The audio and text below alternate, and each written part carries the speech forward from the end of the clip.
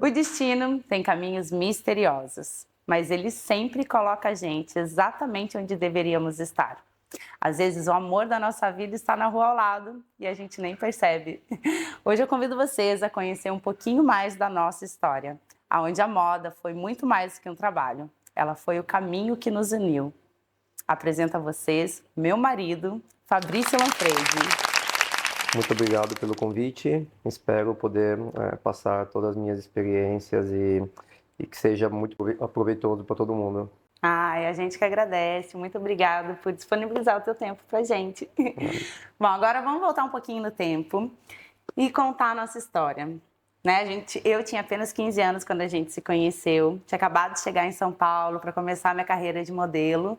E o Fabrício também tinha acabado de chegar em São Paulo. Conta um pouquinho pra gente esse nosso começo. Sim, eu cheguei em São Paulo com 16 anos. Foi até engraçado a minha chegada em São Paulo, porque eu era da Elite, a agência de modelo a mais conhecida. Só que para economizar o dinheiro da passagem de ônibus com 16 anos, acabei indo com o meu vizinho de casa, descarreguei o caminhão inteiro com ele para poder economizar essa passagem de Caçapava até São Paulo. E cheguei em São Paulo e foi até engraçado, cheguei no apartamento da Elite, todo sujo, e ali praticamente começou a minha história em São Paulo de modelo, né? E diferente de muitos modelos, o Fabrício continuou estudando. Ele conseguiu conciliar o começo da carreira dele sendo modelo e estudando, né? Sim, isso foi uma condição que a minha mãe colocou quando eu saí de casa. Ela falou, já confiar no filho com 16 anos sair de casa não foi fácil, mas a condição é que eu continuasse estudando. Não era simples, porque sendo modelo durante o dia, eu era de menor, não podia fazer outro trabalho ainda. Então, a agência tinha conseguido uma escola que eu podia ir ou de manhã, ou de tarde, ou de noite. Então, eu ia aconselhando tudo isso, né? E, e sempre que eu ia na escola no horário da tarde, ou tinha algum casting, alguma coisa, a Bia era de uma agência aonde tinha um booker em especial, né, que era da minha cidade, que trabalhava lá também. Então, ocasionou que alguns modelos que eram da nossa cidade foram para essa agência e eu passava lá sempre à tarde, às vezes antes de ir para casa, porque eu morava muito próximo também, passava lá e lá foi a primeira vez que eu vi a Bia e várias pessoas em comum. E é até engraçado pensar, né? 16 anos, 15 anos, quem imaginaria que se tornaria marido e mulher, né? É verdade. Essa primeira agência que eu fui, o nome dela é VEG, foi uma agência muito especial para mim, onde eu conheci várias modelos que se tornaram minhas melhores amigas. E, né, a gente sempre... E realmente tinha muitas pessoas da VEG que eram ali de perto da tua cidade, né? Sim.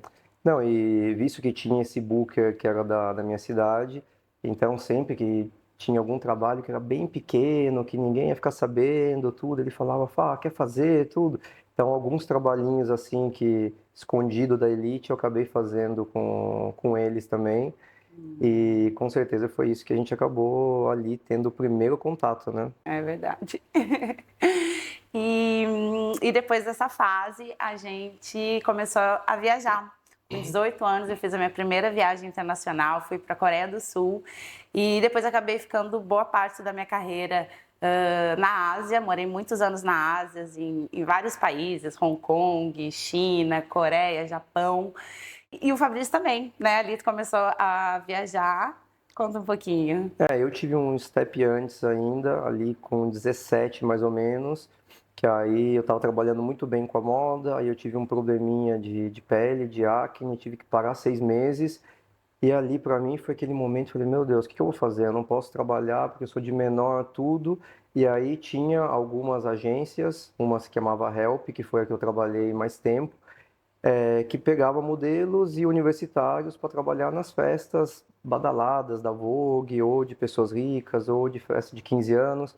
E ali eu fui fazer a primeira festa, eu sempre lembro desse fato que é engraçado.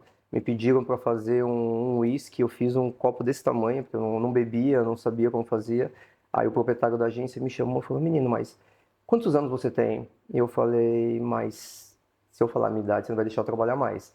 Ele fala, então tudo bem, você trabalha bem, fica ali, mas ó, nunca mais faça um uísque, porque desse uísque você vai matar alguém.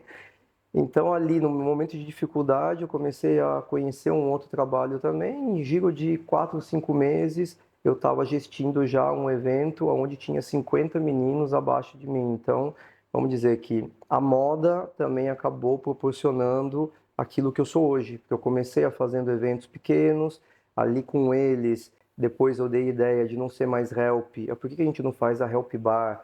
Que aí, nesse caso também, coincide da Bia conhecer vários meninos que vieram trabalhar com a gente depois também.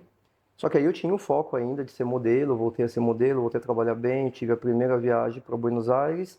E aí, quando eu organizei a viagem para a Europa, a primeira viagem para a Europa, eu já pensei em aconselhar a moda e o mundo do bar, vamos dizer, né? Porque eu sou capricorniano, eu sempre gostei de ter pé no chão, de ter segurança, então eu preferia sempre trabalhar o final de semana e ser modelo durante a semana. Pelo menos final de semana eu já ia conseguindo juntar o meu dinheiro, pagar o meu aluguel, ir fazendo as coisas, e a moda acabava que vinha tudo limpo para mim, né?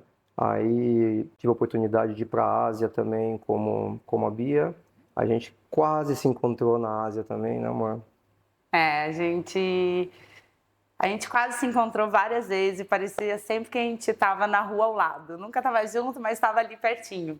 Tipo, o Fabrício chegou na Tailândia, o Fabrício foi embora da Tailândia, eu tinha acabado de chegar. Aí em Hong Kong também, ele, né, a gente vai ver hoje em dia as datas batem muito e vários lugares foram assim, né? Exatamente. Depois da minha experiência na Ásia, eu voltei para a Europa também, que eu estava esperando a cidadania italiana, que estava demorando, e um dos meus objetivos era morar em Londres também, que naquela época pensava, ah, a moeda é mais valorizada, lá eu vou conseguir ganhar mais. Só que aí a experiência não foi como eu pensei. Quando eu cheguei lá, estava acostumado em Milão, sendo modelo aqui, de qualquer maneira, pelo menos comigo, né? Mas em geral, os brasileiros são muito bem recebidos pelos italianos. Então, eu passei para Londres, trabalhar de modelo de dia, trabalhar num bar à noite, passar por 5, 6 conduções durante o dia. Ali eu parei, pensei, falei, não, não, não, não, não. Se é assim, eu volto para São Paulo, porque São Paulo era uma bagunça.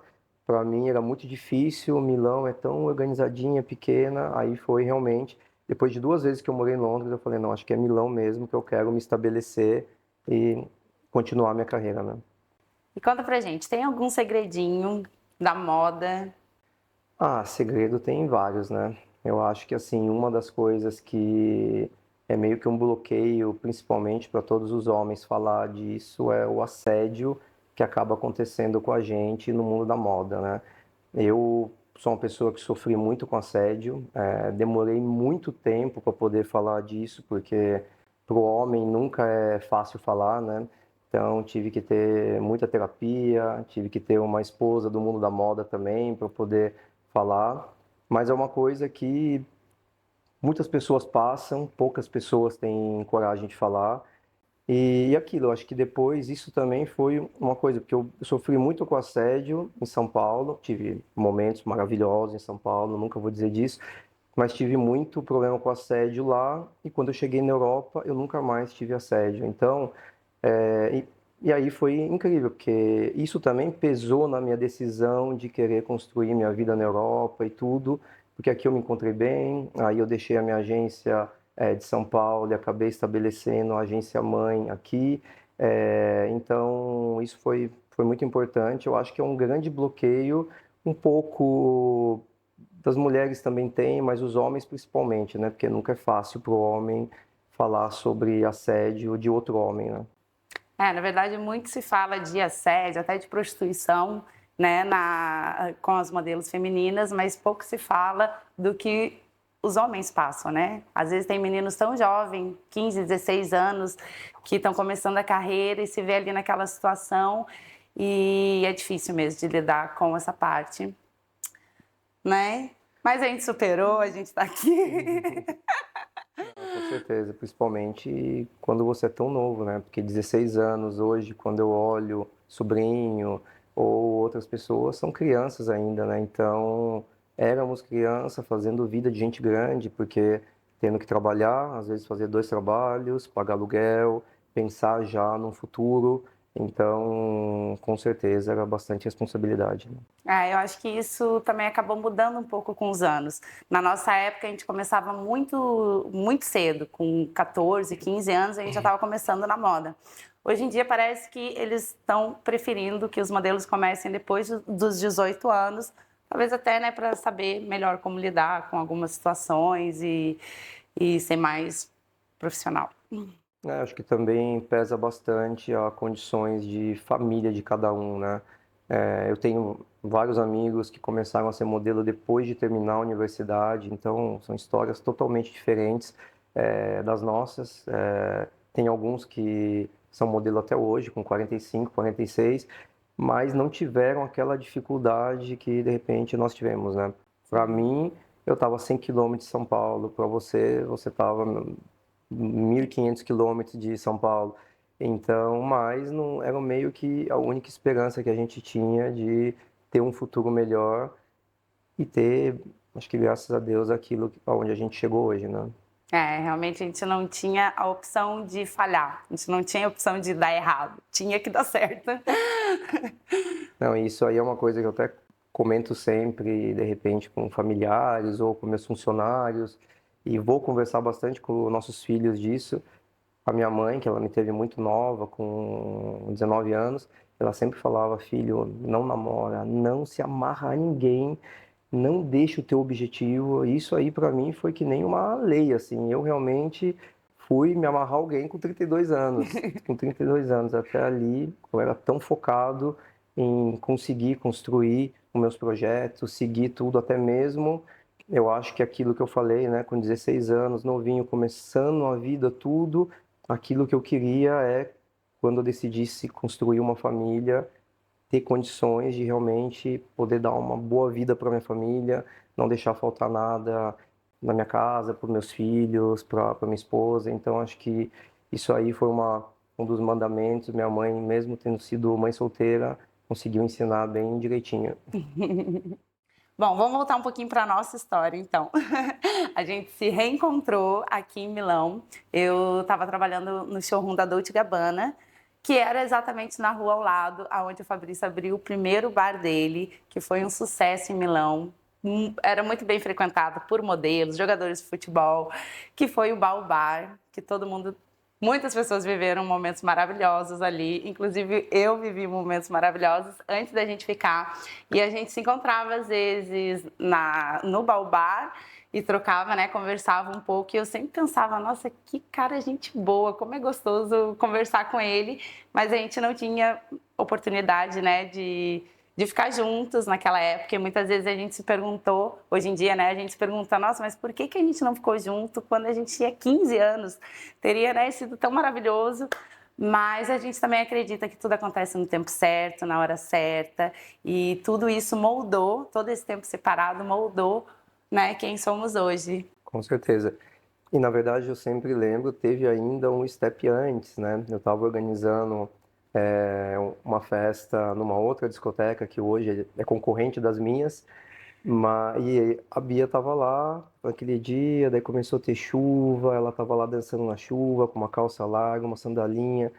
Eu olhei e falei: nossa, que linda essa mulher. E eu não tinha colegado ainda que era a mesma que a gente se encontrava quando tinha 16 e 15 anos, né? Aí passou, a gente ficou um tempo sem se ver, né? E aí, com a abertura do Baobara, a gente começou a se ver mais frequentemente, tudo, conversar. E realmente aquele bar foi um sucesso, né? Foi tanta coincidência no mesmo momento. O Ronaldinho, que jogava no Milan, era cliente fixo. Thiago Alves, que era um modelo amigo nosso, fez Ilha dos Famosos. Todos os modelos que vinham. Então, naquele momento, virou uma sensação.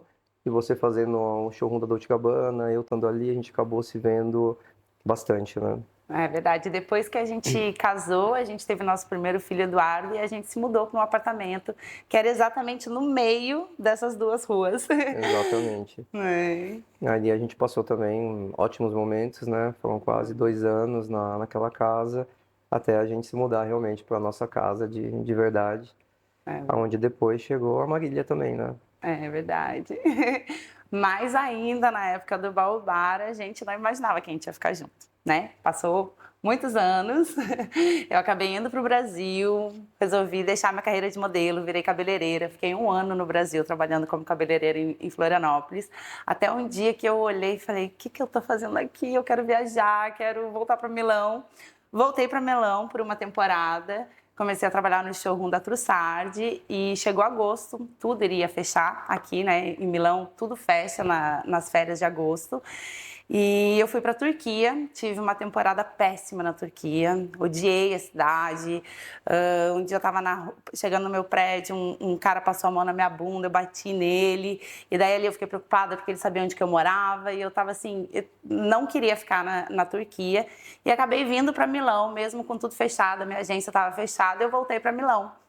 E ali o Fabrício foi, me escreveu e falou... Nossa, você está em Milão, não quer vir para Ibiza conhecer o Lollapalooza, que a gente acabou de abrir em Ibiza?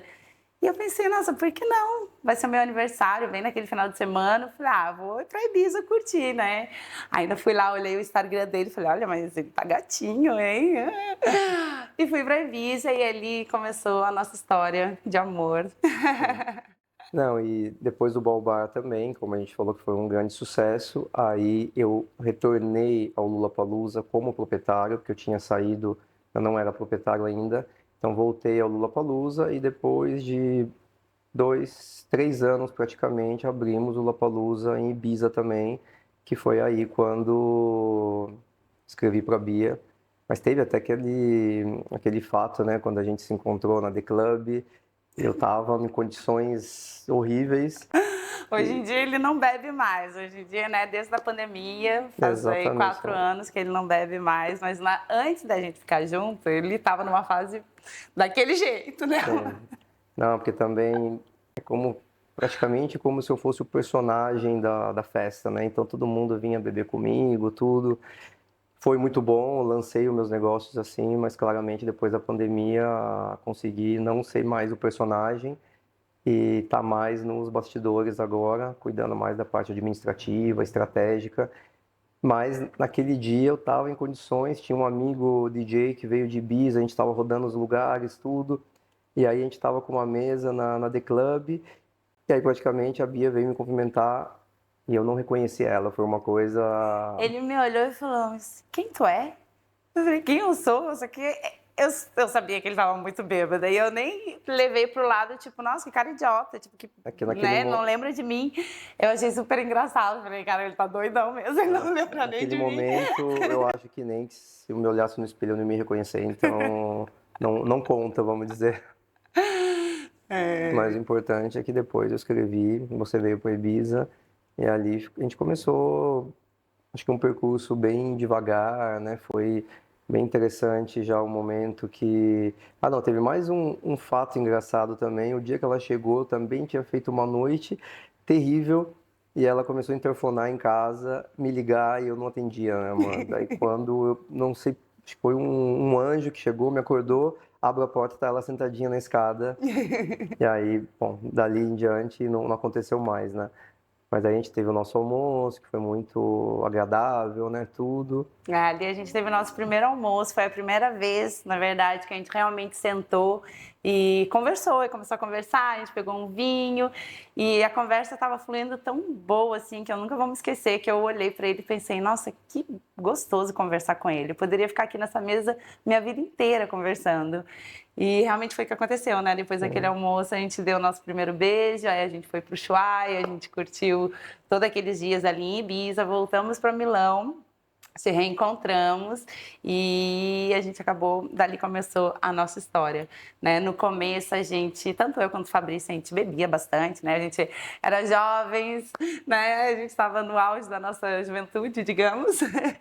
E naquela época a gente bebia muito e a gente começou a se abrir muito um com o outro, sabe? Acho que o Fabrício foi o melhor terapeuta que eu tive na minha vida, com certeza. Foi a pessoa que mais me entendeu, que mais valorizou a minha história e tirou o melhor de mim. Eu acho que foi recíproco, porque na medida que ela ia se abrindo, eu também me sentia mais confortável para me abrir também de assuntos que eu achava que eu nunca falaria com ninguém, nem com terapeuta. Então, acho que foi bem recíproco como coisa, né? Então, E é uma coisa que a gente valoriza até hoje no nosso relacionamento, é o diálogo, sabe? Às vezes se não tem o diálogo, às vezes tu vai levando uma coisinha tão besta que não vale a pena. Então é uma regra nossa. Nunca dormir de mal. Exatamente. Nunca dormir de mal. Aconteça o que acontecer, pode ser a briga mais feia que tiver. A gente vai conversar e a gente vai se resolver antes de dormir, né? Eu acho que o respeito também, né? Que foi, acho que dos pilares que a gente colocou desde o começo da nossa relação. Porque eu lembro de você chegar e falar, eu nunca achei que namoraria com um dono de balada. Ah, que eu sou ciumenta. E aí eu falei, não, mas não é assim. Eu falei, pode confiar que eu estou disposto a... Estou sentindo uma coisa diferente e tudo. Daí foi quando, eu lembro até hoje que você falou, ó, para mim traição não é só beijar ou levar para cama, é conversinha, olharzinho, mensagenzinha. Eu falei, oh meu Deus, vou ter que mudar minha vida inteira agora. Mas desde ali eu falei, então tá, então eu vou mudar com uma condição, que você nunca fale do meu trabalho, porque só eu e Deus sabemos tudo que eu passei para chegar até onde eu cheguei, nós chegamos, né? Porque eu acho que hoje, depois que a gente está junto já há 10 anos, é uma coisa que fazemos juntos. Mas eu lembro até hoje de eu descarregando o caminhão ali e pensando, será que um dia eu vou chegar lá? E graças a Deus eu posso dizer hoje que chegamos lá. Então, respeito é a principal pilar. Eu mantive a palavra de ser respeitoso, você manteve a palavra de me apoiar no meu trabalho, não só não criticar, mas me apoiar. Então, eu acho que isso aí foi o segredo do sucesso que a gente teve na relação. E eu acho que na moda também, voltando ao assunto da moda, eu aproveitei do fato de ter sido modelo, de ter vivido bastante, né? Como a Bia, 20 países, eu 9 países diferentes, aprendi 4 línguas e usufruí da moda quando me tornei empresário no setor do entretenimento, porque todos os meus lugares são sempre com muitos modelos e modelas, então isso aí faz com que dê um ar de internacional nos meus lugares também. Então, eu posso dizer que só tenho a agradecer aquilo que eu vivi com a moda e aquilo que nos proporciona até hoje, né? Não é verdade. Eu também tenho muito a agradecer a moda, muito a agradecer a você, meu amor. Obrigado, meu amor. Nossa história poderia ter começado há 25 anos atrás, mas com certeza Deus sabe o que faz e tudo tem o seu tempo. Ai, te amo. Ai, obrigada a todos vocês. Espero que vocês tenham gostado de escutar um pouquinho da nossa história.